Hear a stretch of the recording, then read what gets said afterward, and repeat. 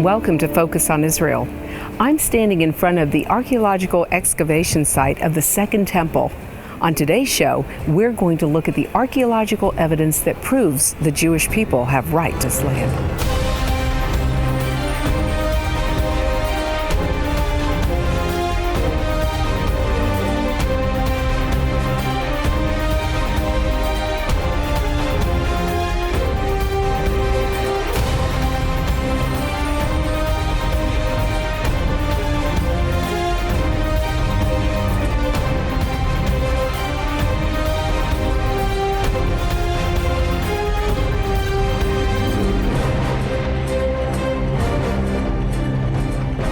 Hello, and thank you for tuning in to Focus on Israel. I'm Lori Cardoza-Moore, president of Proclaiming Justice to the Nations, a nonprofit organization dedicated to educating Christians about their biblical responsibility to the Jewish people. Many Christians do not realize that the Word explicitly tells us to stand with our Jewish brethren and defend the land God calls His. Last week, we began our teachings on the evidence for the Jewish state. We started with the biblical evidence as I had a chance to travel to Israel and interview two leading rabbis who reside and teach in Jerusalem, Rabbi Avraham Greenbaum and Rabbi Yeshayahu Hollander. Today we look at the exciting world of archaeology. Okay, so it wasn't so very exciting until Indiana Jones came along. But now we have a much deeper appreciation for digging in the dirt and rocks. We'll see that there is plenty of hard evidence in the rocks and ruins throughout Israel that show a Jewish presence there for over 3,000 years. Probably one of the greatest testaments to the Jewish people inhabiting the land God calls His are the many artifacts and ruins that have been discovered from the Golan Heights down to the Negev. Archaeology provides a valuable link between Israel's past and present. Thousands of sites have been excavated throughout the country, providing an opportunity to study its history and shedding light on the culture, society, and daily life of its inhabitants throughout the centuries.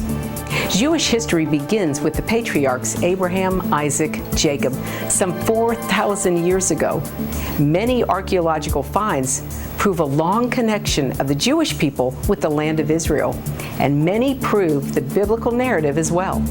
I've had the great joy and honor to travel to the Holy Land several times to see the evidence myself. Recently, I had the pleasure of traveling to the Golan Heights and exploring archaeological discoveries there with Dr. Haggai Amitzur of Hebrew University. I was amazed at the number of finds that included ruins from Jewish villages and synagogues, some over 3,000 years old. Israel gained control of the Golan Heights in the Six-Day War, and much of the world now sides with Syria in calling Israel occupiers of this piece of real estate. For many years, the Syrians used this high ground to launch missile, artillery, and sniper attacks against the Jewish people below. Israel legally gained and holds the rights to their land per international law, as we'll later focus on in our series concerning the political rights over this land. Needless to say, from the archaeological evidence, we'll see how the Jewish people inhabited this area long before anyone of Arab descent.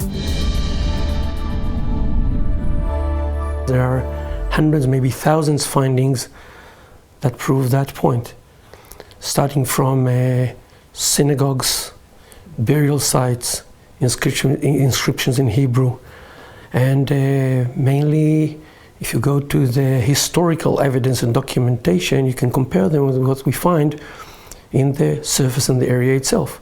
Just go to Jerusalem, to Yerushalayim.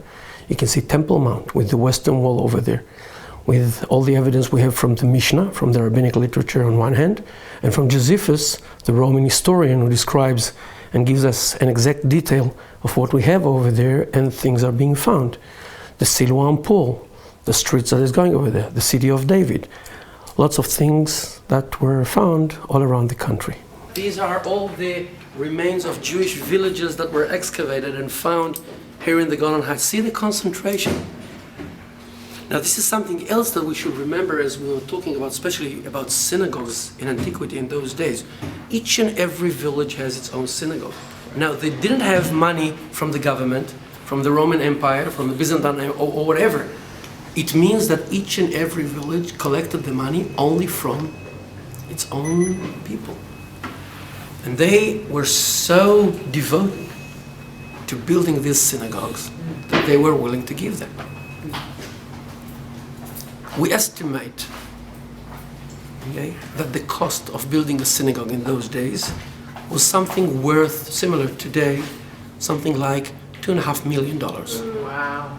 But just imagine to yourself, each and every village, farmers, not very rich, how many years did it take to build a synagogue? Something in between 40 to 80 years. Wow. Because they were building it slowly and gradually. But that means that those who started to build the synagogue knew almost for sure that they will not be able to use it.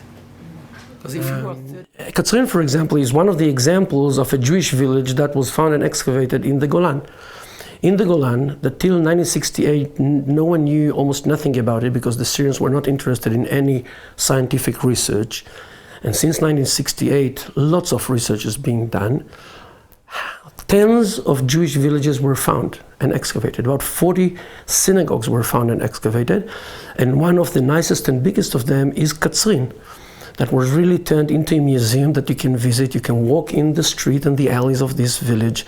You can go into the house and see the reconstructed house, see how the roof looked like, how the windows, how the chairs and the tables and the rooms and everything over there. And in the center of a Jewish village, of course, stands the synagogue, which rises approximately something like 16, 17 meters high, very decorated, very ornamented, very centered in the center, because this was the center of the Jewish life in those days. In Katzrin, for example, we are talking about a village from what we call in Jewish history the Talmudic period or the Byzantine period in the general history, which is something from the 4th to the 8th century CE. And of course the question is, how do we know this is a synagogue? Well, one of the ways to identify that as a synagogue is the direction of the building, pointing and directed towards Jerusalem, and of course Jewish symbols that were found over there.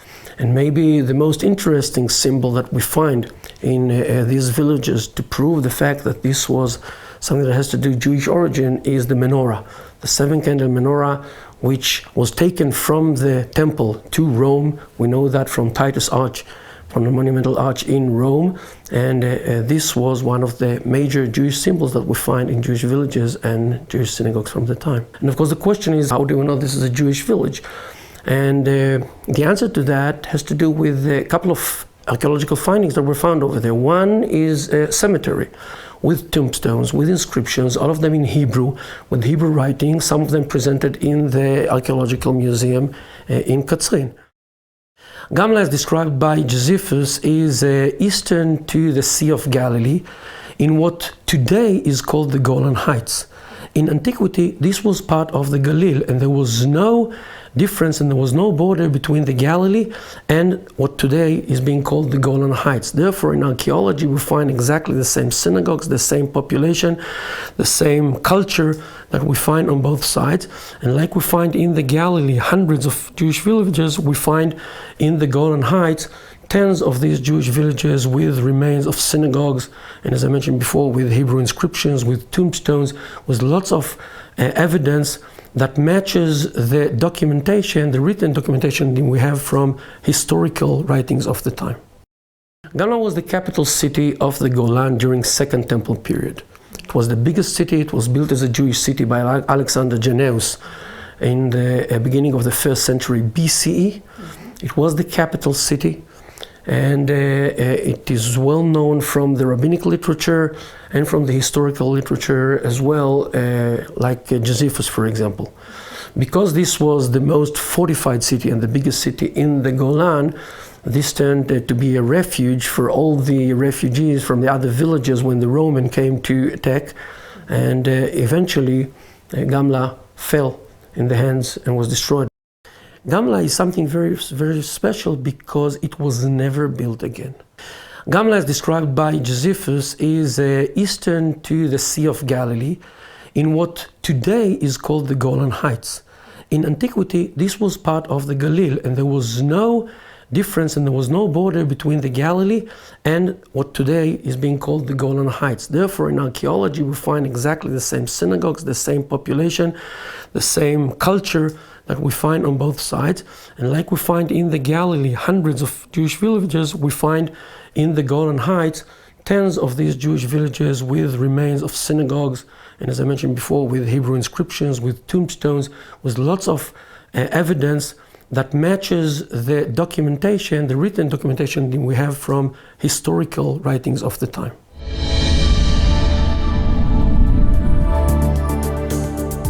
We see that, like today, the synagogue has always been the center of Jewish life throughout the centuries.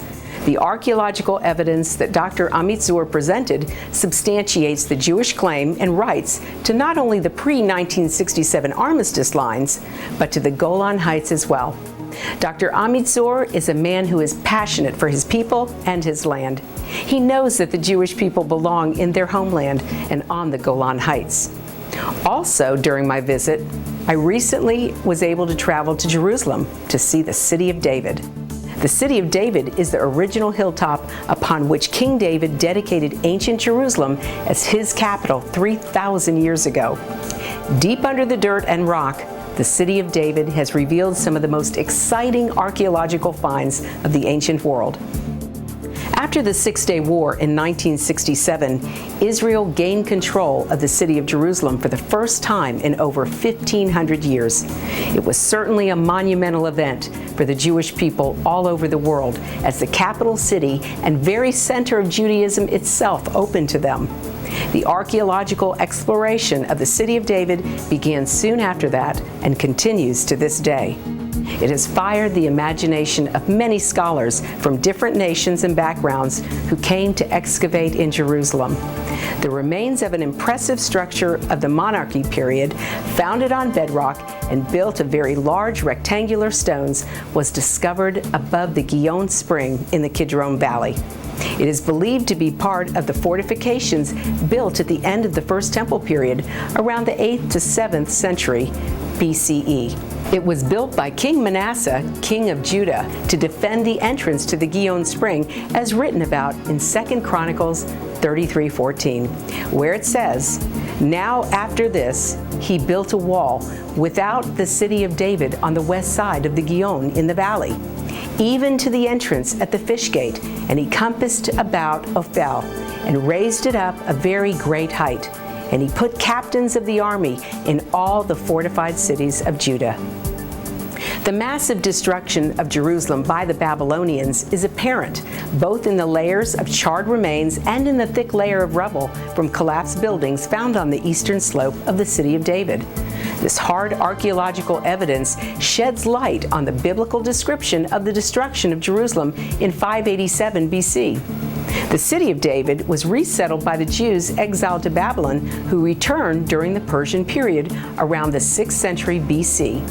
Very recently, inside the City of David was discovered the Boule House, named for a collection of almost 50 clay ceilings, or boule, with Hebrew lettering. They bear dozens of Hebrew personal names, 2 of them belonging to persons named in the Bible. The boule uncovered in the City of David are one of the most important discoveries ever made in Jerusalem. During my visit to Jerusalem, I had a unique opportunity to talk with Doran Spielman, the senior director at the City of David excavation site. He explained the significance of the recently discovered boule. He also discussed the importance of this ancient site and how it proves the connection of the Jewish people to this land for over 3,000 years. So here we are standing in the City of David, outside the walls of the Old City. But in fact, this little hill outside the walls of the Old City is Jerusalem from the Bible. We're standing at the footsteps of the Temple Mount. The temple built by Solomon, the second temple built by Herod, just stands above our city, and we can imagine the people going from the city north as they prayed to God in the temple. The location I'm standing on now is especially important. This excavation behind us, which crews until recently have been cleaning, uncovered something absolutely outstanding. When we want to know what is the connection of the Jewish people to Jerusalem, how do we prove that connection in writing? Few people can go back 2,600 years and find names in the same language that they speak today. But here, in fact, we did. Digging in this palace, which is known as the palace of a gentleman named Echiel, because we found his name in the palace, inside one of the lower rooms, we opened up an area underneath the ground and saw 51 little clay seals staring up at us. We began to look at the names. They were all written in Hebrew. We ran and grabbed our Bibles, flipped through the pages, and in fact, 3 of those names appear in the Bible itself. The most stunning of which is Gemariyahu, the son of Shaphan. If we open up the book of Jeremiah to chapter 36, where the prophet is prophesying and warning the people of the destruction of the temple, Gemariyahu, the son of Shaphan, is his scribe, and he's recording every single word. This site, in terms of looking around and understanding why we belong in this land, we need to look no further. At the top of this location lies a palace, which many believe to be the palace of King David. Inside the floor of that palace, 2 additional seals were found from the book of Jeremiah, which appear in chapter 37 and chapter 38. The first name was Yehuchal, the son of Shlomiah, and the second is Gedaliahu, the son of Pashhur. Both of these people are placed side by side in the Bible as ministers of the king who went out to try to kill the prophet Jeremiah, who was preaching surrender. And as we go through this palace, we find them sitting there, staring up at us from the ground. And put the biblical narrative, the Jewish people living in Israel today, together, in fact. When we want to understand where's the proof of the Jewish people in this land, going back 2,000 years, 630 years before Islam was even invented, here I hold a coin in my hand which I carry with me every day. This coin says on it was minted by Rome 27 times. It says Judea capta. Jews or Judah is captured. This coin is the Roman Judea capta coin, in which Rome says the Jews were captured. It shows the picture of a Jewish woman standing under a palm tree with the Roman armor just beyond her. And then this Jewish coin, which was found in the city of David, it says year 3, it's written in Hebrew, for the freedom of Zion. This goes back 2,000 years. These were found in the entire area going up to the Temple Mount. The Jewish coin, which was a response to this, is the small, humble, modest coin I'm holding in my hand. On this side, it says year 3 of the Jewish fight against the Romans for the freedom of Zion. 2,000 years ago, my people, the Jewish people, we had already been living in this land for 1,100 years. This had been our home for over a millennia. And when Rome came and exiled us from this land, our final cry was, we want the freedom of Zion. Today, when we come back to this land, we're simply picking up this exact same journey and beginning from where we left off. We're back in Zion, the Jewish people are back home. And in fact, if we want to understand how we are indigenous people, who are the indigenous people? 2,000 years, my ancestors were forced out of their homes by the Romans. And today, here we are back. And this is the proof that I carry with me every day, lest I should forget that my ancestors just a short time ago were fighting for what I'm fighting for. Just a few months ago, in fact, of January of 2011, I got a call from our workers at the site. They had been digging the underground water channel built by King Herod, which goes underneath the original road which went up to the temple itself. Digging day after day, axe after axe, I got a call on a Thursday night saying, listen, Daron, tomorrow morning, first thing you have to visit the site. My colleagues and I went into the tunnel on Friday morning, early in the morning, and they showed us that all of a sudden, after 6 years, the top part of the tunnel was open. They swung their axe a day before and it went into open air. We got on our hands and knees and we crawled through that tunnel, hundreds and hundreds of feet underneath the ground, until we had no idea where we were, until we found a shaft of light coming to this tunnel. It was like something out of a movie. We looked up and through the light, we could see the broken arch known as Robinson's Arch, which was the original entrance to the temple itself. In that room, we looked around, we had flashlights, and we saw inscribed on the ceiling a date, 2nd of July, 1875. In 1875, some explorer looking for the Ark of the Covenant entered this room from the top next to the temple. We have no record who he was. We come over 100 years later, coming from up underneath the ground and reach the exact same room. What we have is the original walkway to the temple itself. The temple is alive. We can feel it. We can feel it as we walk through. As you're crawling over pots and pottery and coins left there by Jews 2,000 years ago. They were the last people in. The doors were shut to this tunnel, and today we come back through and we reopen them. As the nations of the world look to divide up Jerusalem, here's archaeological proof that the Jewish people were here more than 3,000 years ago. Not far from the city of David stands the Western Wall, also called the Wailing Wall, considered the most holy site in Jerusalem and the land of Israel. From the times of King Solomon to the return from the Babylonian exile and the Hasmonean period, the Temple Mount in Jerusalem was a relatively small platform built on top of Mount Moriah. This was the site of the temple. King Herod's greatest building project was to double the area of the Temple Mount by incorporating part of the hill to the northwest and by filling up parts of the surrounding valleys. Herod transformed the Second Temple into an edifice of splendor and surrounded the Temple Mount on its four sides with massive retaining walls. The Temple Mount, the buildings, and the temple itself were completely destroyed by the Roman legions in 70 CE. The lower part of the Temple Mount walls was preserved and its remains are still standing. The western wall of the Temple Mount inside today's Old City of Jerusalem is the longest section. Best known of the remaining Herodian Temple Mount constructions is the traditional Jewish prayer area of the Western Wall, the Wailing Wall, which has stood exposed above ground level for 2,000 years now. When the Israeli forces won Jerusalem back in the Six-Day War, the wall symbolized the return of the Jewish people to their holy site, and it was a joyous day indeed for Jews everywhere. Today, we've only been able to scratch the surface. There are far too many archaeological sites and places in the Holy Land that attest to the Jewish presence for thousands of years to see in one show. Places like Masada, Beersheba, the Elah Valley, the city of Dan, and so many more. All I can say is you'll have to join us as we dig a little deeper on future programs. That's our show for today, and I want you to know we appreciate hearing from you. Please send your comments and questions to comments@pjtn.org. I received such encouraging notes and emails as well as great questions from all over, from both U.S. viewers as well as many from other parts of the world.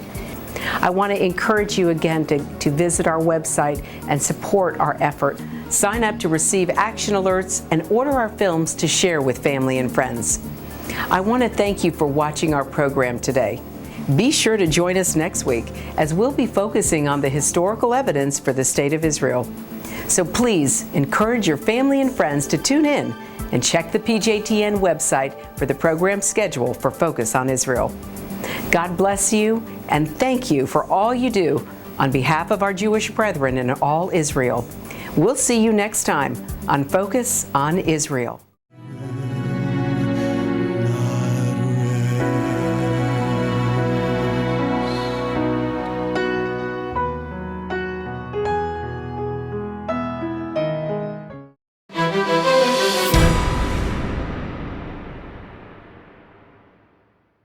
Some claim that Jerusalem is an occupied city.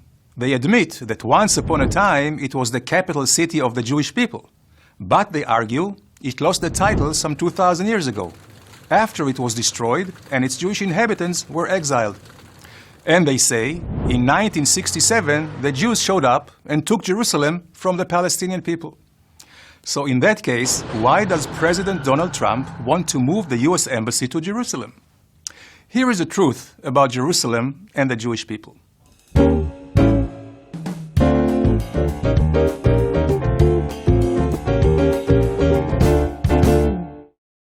Jerusalem was the capital of the Jewish kingdom established by King David 3,000 years ago. His son, King Solomon, built the first temple in the place where, according to tradition, the binding of Isaac and Abraham took place 1,000 years earlier. The Babylonians destroyed the temple and exiled the Jews, but the Jews quickly returned. 500 years later, the Romans destroyed the second temple. But did that end the Jews' connection to Jerusalem? The answer is a resounding no. In the 2,000 years that followed, empires came and left, conquered, colonized, and occupied Jerusalem, never turning it into their capital, while the Jews, Jerusalem's indigenous people, continued living in and returning to Jerusalem despite the hardship and danger involved. Over 1,000 years ago, the Arab writer Muqaddasi complained that the Jews constitute the majority of Jerusalem's population. Jews remained a majority also in modern times, as documented by the British Council in 1864. And Jerusalem was always the center of Jewish life, even for those living far away in the four corners of the earth. Special fast days and rituals mourn the destruction of the city, and daily prayers express the hope of a full return. In Islam, a religion which was established only 1400 years ago, Jerusalem was never as holy as Mecca or Medina. In fact, Jerusalem isn't even mentioned in the Quran. Compare that to the 669 times Jerusalem is mentioned in the Hebrew Bible. Even Muslims on the Temple Mount turn their backs on Jerusalem and face Mecca when they pray. Whether in America, Russia, Iraq, or Iran, the direction of prayer for Jews has always been Jerusalem, the uniting force and the heart and soul of the Jewish people. So what really happened in 1967? First of all, there was no Palestinian entity. In 1948, Jordan conquered the eastern part of Jerusalem, dividing the city and expelling the Jews, destroying their homes, synagogues, and cemeteries. Western Jerusalem was re-established as Israel's capital, while Jordan's capital remained Amman. Then, in 1967, in a war of self-defense, the Jewish state liberated and united its historic capital city. What has happened since then? Israel has returned Jerusalem into a vibrant city and a house of all nations, establishing the freedom of worship to all peoples and religions. So, why does President Trump want to move the embassy to Jerusalem? The real question is, why did it take so long?